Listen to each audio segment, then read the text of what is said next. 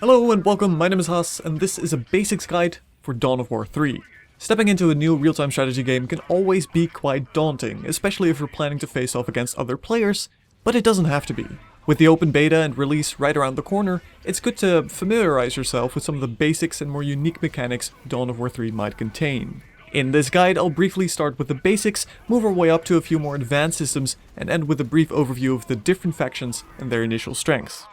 So, first of all, before you can even step into a match, you'll have to settle on your faction and your loadout. In Dawn of War 3, you can equip 3 so-called elites. These are hero units that use a third resource that nothing else in the game uses, and are very powerful indeed. Equipped with active abilities you have to time that can allow you to very easily turn the tide of combat.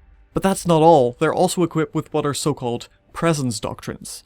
Presence doctrines are passive effects that enhance your units or abilities as long as the elite is currently alive in your army and are an important consideration when selecting your elites. After every match, your elites will also gain experience based on their performance and will eventually level up, unlocking a second doctrine option that you can use instead. Furthermore, if they level up past that, they will eventually unlock their initial presence doctrine again, which allows you to use that doctrine in your army loadout despite not using that elite it originally came from, giving you a lot more flexibility. That's all well and good, but what kind of elite should you pick? Well, first of all, the most important element to consider here is that elites all have different elite point cost, the purple icon. For instance, Kill Team Iron Maw merely costs 2 elite points. Elite points are gained naturally every 120 seconds, reduced by 30 seconds if you control an elite point node. This is important to keep in mind, because it means that you'll roughly gain 15 elite points in a match that lasts 30 minutes. So if you do decide on a loadout that has more than 15 elite points combined, you better well make sure that a match goes well past 30 minutes, or else you won't have an effective loadout, and they are one of the most important strategy elements to consider. In general, I would recommend picking 2 early elites costing up to around 4 points, because this gives you a lot of flexibility in the early game, as you can choose which of the 2 is going to be more effective based on how the match has played out so far. Ultimately, you'll have to pick a combination you think works best based on the rest of your choices, the faction choice of your enemy, and whether or not you're playing in a team mode. You're not quite done yet though, now you also need to pick army doctrines, of which you can also pick 3, and these enhance specific units or abilities at all times in your army. Those presence doctrines I mentioned earlier, when you level those elites up, those presence doctrines become army doctrines for you to use here instead. Once you step into the actual match, your camera will be centered on your faction's headquarters, but hopefully, throughout most of the game you won't have your camera spend a lot of time back in this corner. The headquarters is important in stages and technically your main base of operations, but should be left out of sight for the most part. In it you can create workers and your faction's basic combat infantry squad. And here's an important thing to keep in mind. Dawn of War 3 utilizes squads rather than individual units, with the exception of vehicles and most elites. These squads are made up of unit models, and once a squad starts taking damage past a certain threshold, a model will die, until eventually none remain and the entire squad dies, something you, of course, ideally avoid. More on that in a moment. In addition to your headquarters, you also started with 1 worker unit and a set of map objectives that the enemy has to destroy, which come in 3 different variations. At this point, you could take your worker and start constructing right next to your headquarters, but it's often better to move your worker across the map to a forward position where he can capture a point. In Dawn of War 3, you naturally gain requisition, the yellow icon, power, the blue icon, and elite points, the aforementioned purple icon. But capturing and upgrading a point is how you gain significantly more, and this map control is crucial for victory. You can see on the map, indicated by the small icons, what type of resource you can upgrade on each point. Yellow dots allow for requisition generators, blue for power generators, and purple for elite point generators. In the case of the requisition and power generators, you can furthermore upgrade the entire point, increasing the resource gain by an additional 25%, which can be done 3 times in total per point, and can be done as soon as either a power or requisition generator has been placed on a node. A few crucial points to consider here. First, each generator costs the opposite resource. A requisition generator requires some power. A power generator requires some requisition. More importantly, generators will increase in cost the more you build, making it important to be certain you can hold the point, as opposed to simply spamming generators on every point, which is going to severely set you back if you can't keep them. And finally, those blank upgrades of 25% are very costly investments that will take a very long time to see payoff, so only upgrade them sparingly. These nodes can also be protected by the construction of a listening post, a turret which will block the enemy from capturing the point and will fire at nearby enemies, doing a fair amount of damage in the early game. And this would be a good time to talk about building and that worker you probably sent across the map. In Dawn of War 3, you can build anywhere on the map, with the exception of listening posts being limited to resource nodes, as I just mentioned. This is important as it plays heavily into map control and the survivability of your squads. Every race has 3 production buildings, 2 dedicated to infantry units that mainly cost requisition and little to no power, with the exception of the Eldar Wraithguard and Wraithblades, and 1 mainly dedicated to vehicles that tend to cost mostly power and a little requisition. All of these production buildings, in addition to the Eldar Webway Gate, allow you to reinforce squads. This means that if a squad has lost a model after taking damage, you can now spend a small amount of requisition and power to repair this squad up to full strength. This takes significantly less time and resources than recruiting a new squad, so having the option to reinforce at a relatively close to combat location is crucial in keeping your momentum up. Important to note here is that you can reinforce during combat as well, making it very hard for enemies to kill your squads next to your buildings.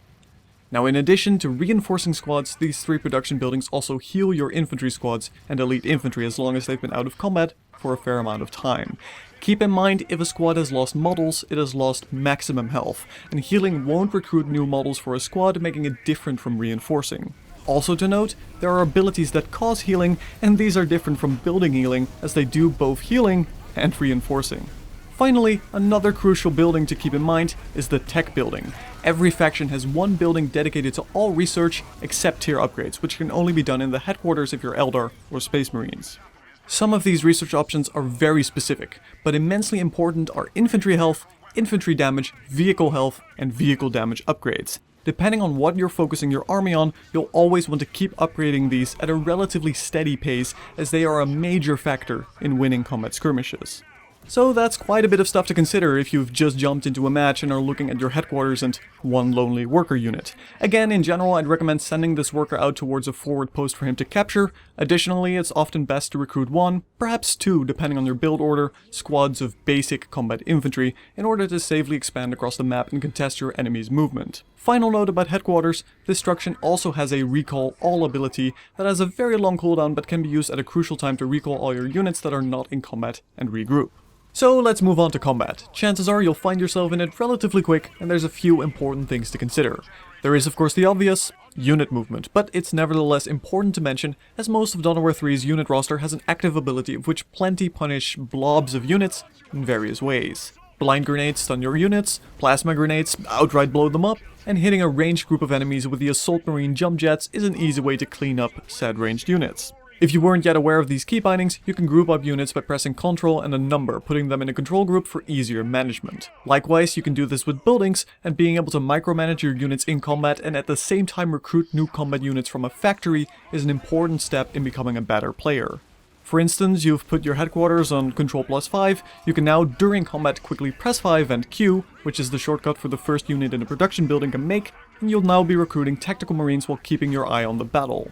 Furthermore, abilities are generally mapped to Q, W, E, and R by default, and pressing Tab allows you to cycle through individual units.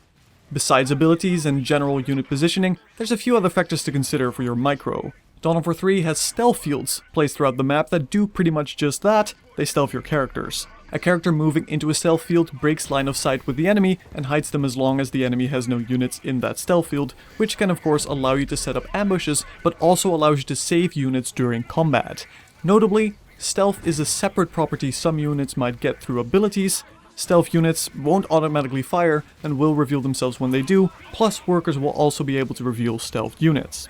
In a similar vein, height differences are important for line of sight. An army on the high ground can see an army on the low ground, but the army on the lower ground has no vision on the higher army until the higher army attacks. Heavy cover is Dawn of War 3's garrison mechanic, in which you take over a specific point on the map with infantry units, and after a few seconds this cover will get fortified, making your infantry units immune to most forms of damage. Notably, vehicles can't move into heavy cover, and unless an enemy infantry unit has the cover counter property, they also can't enter heavy cover you control. Cover counter is generally present on all melee units, which are the easiest way to counter units in hard cover.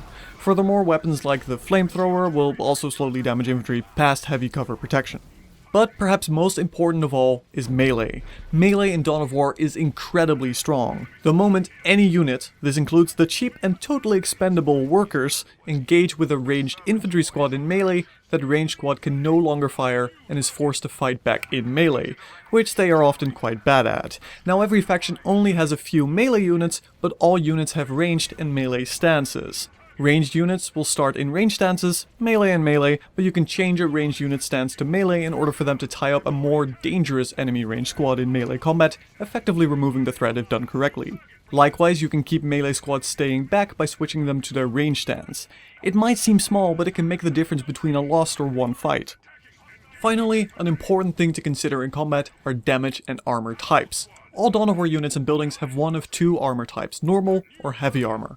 Notably, most buildings are heavy armor, but listening posts, for instance, have normal armor. All combat squads do either normal damage, armor-piercing damage, or true damage. Normal damage does full damage against normal armor, but less than 25% against heavy armor. Armor-piercing damage does full damage against heavy armor, but less than 50% against normal armor. And true damage does 100% damage against both types of armor. So now that you've got the basic gist of what you should be doing in the first few seconds, how building and combat works, what else do you need to keep in mind? Well, your ultimate goal is the destruction of a few critical objective structures. Maps are divided into lanes, and each team has a power core located in their base. This is ultimately what you need to destroy, providing you haven't gotten your enemy to concede, of course. But when you start a game, you can't touch a power core. You first need to destroy two other buildings, in order, starting with the shield generator. Shield generators are big health sponges. In effect, infantry units can stand in them, functioning the same as heavy cover. Once destroyed, these power cores give you 1 elite point, 500 requisition, and 100 power, an incredible amount, making them important to destroy from an economic standpoint as well. After you've destroyed the shield generator, you can now access the turret in the same lane. Turrets are quite dangerous if mismanaged, as they fire a beam that deals damage over time and will melt through clumped up units. As they do have quite a slow firing rate though, you can avoid most of the damage by spreading out your units or having a stronger, or perhaps just one of those little workers, go ahead first and absorb the initial blow. Turrets can also be activated by the player who owns it, creating an area of effect stunning field for a few seconds. Once destroyed, these turrets give 1 elite point, 1000 requisition, and 200 power. Once you've taken out a turret, you can now damage the power core. Power cores also have an activated ability, which turns it invulnerable for 20 seconds. For instance, this could be timed with an army recall. Then the last important global element in Dawn of War that you should consider, although it is difficult to play into, is the escalation system. Essentially, as time goes on, the game will go through 4 different escalation phases, which shake up the pace of the match. Initially, this means you won't be punished as much for unit losses in the early game, and in the end this means that the person controlling most of the map will have a significant advantage. Even more so if you consider that by this time you likely also have the resource point upgrades. Notably, the game also has an upkeep system. Dawn of War 3 has a population cap of 250, and once you surpass 200 population, you will take a requisition income hit for every model in your army, except for elites. And finally, let's briefly go over the 3 factions and their initial strengths. Starting with the Eldar, their initial starter unit, which is ranged, is statistically the weakest of the pack, but also has access to plasma grenades, meaning that with good micro, you can get yourself into scenarios where you have a serious edge, even early on. Furthermore, micro is even more important because all Eldar have shields by default. Shields are a second health pool that, after removed, will recharge once out of combat. This allows the Eldar to trade very efficiently with enemies who don't have shields, as they will not lose unit models while the enemy weakens. The Eldar hit and run tactic is further emphasized by their unique webway gate structure. This structure grants all nearby Eldar the fleet of foot speed increase, making them the fastest race when it comes to unit mobility. Once they've researched tier 3, the webway gate also creates a link allowing you to teleport units from the webway gate to your HQ or back. Finally, the Eldar have one of the strongest early game production buildings, as it allows them to field all of their regular infantry, giving them a big edge in early game build orders and variety over their opponents. Moving on to the Orcs, they have the best starter unit, as it is a melee unit, as it can solo both the Space Marines and Eldar's respective starter units. The result is that Orcs have a significant early game edge over the other 2 factions. Orcs are also the only faction that can build towers other than listening posts through their unique banner structure, making them better at locking down locations. These banners play a crucial role for the Orcs, as they are their means of upgrading tier levels, that they don't do through their headquarters, but rather by building more banners. Furthermore, these banners have an activated ability that after a fair charge-up period gives all nearby Orcs increased speed and damage, so fighting the Orcs while they have this buff on is generally a bad idea. Last but not least, these banners also periodically spawn scrap. Scrap is a unique resource for Orcs which is used mostly to upgrade all their units individually, giving them better stats and additional abilities. Scrap can also be collected from destroying buildings and vehicles, on that note. And of course, we left the Emperor's finest for last, the Space Marines. The Space Marines Tactical Marines unit is a solid early game unit, ranged, that has good longevity as it can be upgraded once the armor has been built to counter clumps of units or individual units through plasma and flamethrower upgrades. The main Space Marine mechanic are their drop pod reinforcements. At every tier they gain an additional drop pod production queue, meaning they can have 3 additional production queues at max. This production queue doesn't conflict with their regular production queue structures, giving them easy access to multiple production queues. Each drop pod queue is on a 240 second cooldown on that note. These drop pods can then be launched wherever the Space Marine has vision, crashing down on the map and knocking back all nearby enemy units, in addition to giving the drop pod traveler a shield for a short duration. Just keep in mind that these drop pods will give Orcs scrap as well. Finally, Space Marines have access to the Holy Standard. This is a 300 second cooldown that lasts for 60 seconds when placed and affects a medium-sized area. This also knocks back nearby enemies. Within this area, all Space Marine units gain increased speed, and after a short charge-up period, the Holy Standard grants additional benefits such as a shield to all nearby allies at tier 1. Just keep in mind that enemy infantry can decap this standard, shutting it down. And with that, you should have all the basics and a few advanced techniques that you can hope for. I hope it helps you in your RTS endeavors. Thank you for watching, my name is Minhas, and I'll see you in the next video.